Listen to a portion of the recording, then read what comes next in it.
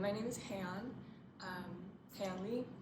I'm a junior now in high school, and I am also a composer. Was told that I would be able to write for orchestra, and I was like, what? Because it was my first time ever being assigned to orchestra, and I was like, kind of lost. I was also really excited.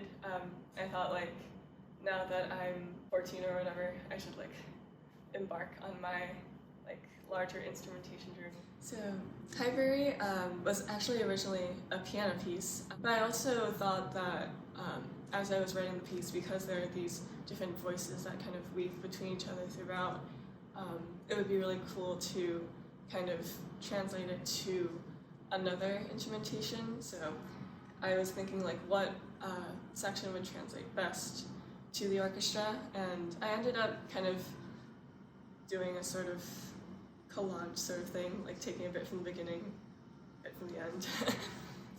It was the first reading. I think it's like starts with the flute, and the flute plays the theme, and I was like, yeah, this is pretty good. One of the things that I was kind of lost about while I was writing the piece was like what registers to use, how to like balance sound across this like huge ensemble. An orchestra reading, Carol was just really helpful in like pointing out things when I was still kind of overwhelmed. Like the basses, like they should drop down, like give that depth to the piece, or like the brass should actually be louder or go softer. They had a reading one week, they were able to make a few edits and then get a second reading. So it was a very, very quick turnaround. But again, the idea that you have a time to hear it and make edits is something that we don't get in the industry a lot. Did you guys come to a conclusion about the slurs with the sextuplets? Yeah, I just have the slurs over every two, yeah. Do you want it on the beat, changing every 6 notes? For example, in the first violins, is it the first 3 notes are slurred and then the next 6 notes are slurred? No, it goes over the bar. Goes over the bar line. So every 6 notes you slur, and you start to slur where you start playing.